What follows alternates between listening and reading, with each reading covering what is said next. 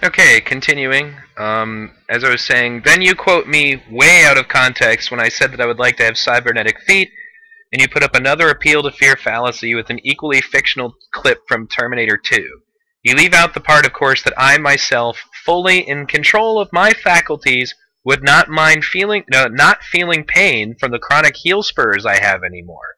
Again, completely leaving the context out, and in effect, lying. This is the reason we don't listen to the mainstream media, because they do exactly what you're doing here. And then finally, at 9 minutes and 21 seconds, you lie again. You say you were banned as a result of the conversation. You, of course, left out why. You started engaging in taunting and ad hominem and, making fun of people like a little second grader, and therefore violated the rules. And that is why you were banned. Again, you're trying to spin this as if you were being censored. Like we're trying to censor your amazing insight into the Venus Project, and that's why we, kicked you off. You left out the fact that you started acting like a little kid, and that's why you got banned. Now, also, if it was an interest of ours to censor you, we would have done it like, hours before that. We let you talk to us for 6 hours. And I have to say, it was actually beneficial because it helped me remind everybody about why sometimes we just ban people. It's not that we, dislike having opposition. It's that sometimes you're dealing with somebody who's so hard-headed that they're so intent on just listening to themselves talk, they're not going to listen to a word you say, they're not going to concede any points, and that's what you were doing. It was pointless to continue to talk to you. The only benefit that the whole conversation really had at that point was reminding other people why we don't waste our time doing this sometimes. Now, that being said, you of course left out the fact, in regards to this also, that we wasted 6 hours of our lives on you, listening to you spin, lie, contradict yourself, backpedal, and repeat already debunked logic over and over and over again in a filibuster. Then at 9 minutes and 32 seconds of your video, you put one piece of truth next to a bunch of lies. Theories, until they are proven, are just science fiction. Period.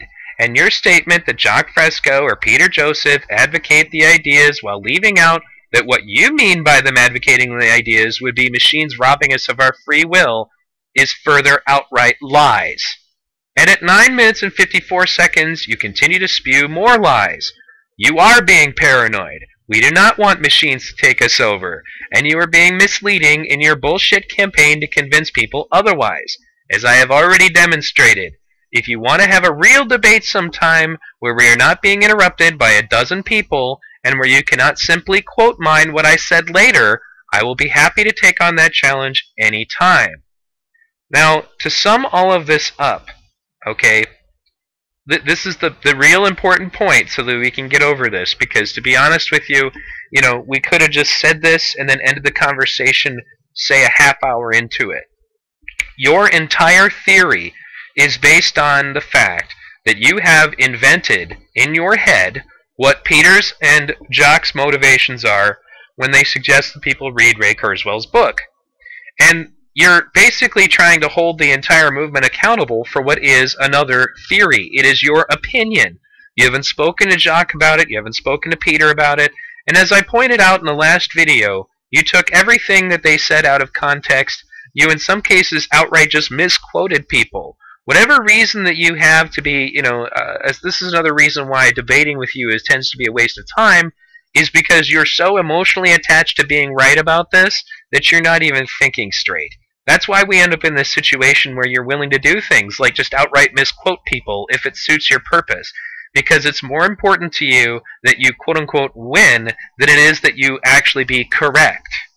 Okay? That's where the problems lie. It's the reason why most people wouldn't want to waste the time talking to you about this. It's not because you have pertinent points that we're ignoring. It's that we answered you, and this is the answer. If Ray Kurzweil thinks that machines can take people over, that's not relevant to the Venus Project because we don't want machines taking us over. Period. That's it. It's not relevant for that reason. That's why it doesn't matter. Because the idea of machines ruling us is contradictory to the ideals of the Venus Project. As I pointed out, dozens of times and you ignored it. As Jock points out in The Best That Money Can't Buy, dozens of times and you ignored it.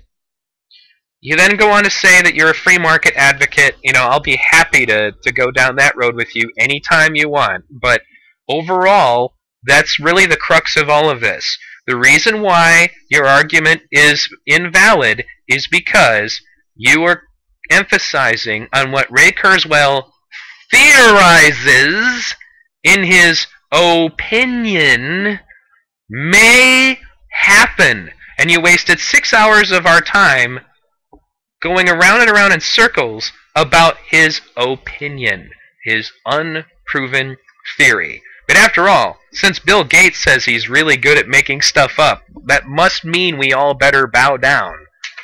Okay, I'm sorry, but that's just ridiculous. That is the pertinent point.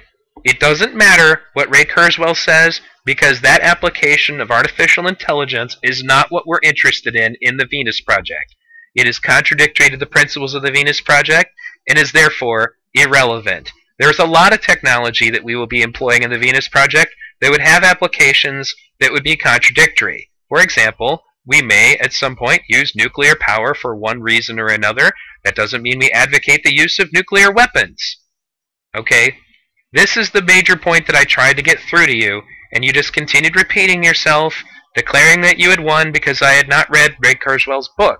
It doesn't matter what Ray Kurzweil says, and the reason why is because in regards to you making judgments about the Venus Project and about Peter Joseph, about the Zeitgeist movement, what is relevant is what is in The Best That Money Can't Buy, which you cherry-picked, and I've offered you counter quotes, and you've ignored.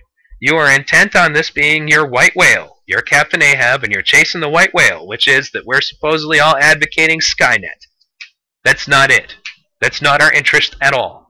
And if you actually read the book and you say that you have, yet, well, that's right, you did read it, and then you just have selectively ignored the fact that individuality is used millions of times in the book.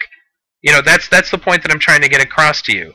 You have a version of reality that is not the same as the ones that we are operating on, and yours is based in bullshit. It's fiction. Okay? You have what you think we say, or what you think we mean, and then we have what we actually say. And the reason why this is really hard for any intelligent person to grasp is because of the fact that in order for your theory about what we believe to work, somebody has to ignore chapter after chapter of what's in The Best That Money Can't Buy.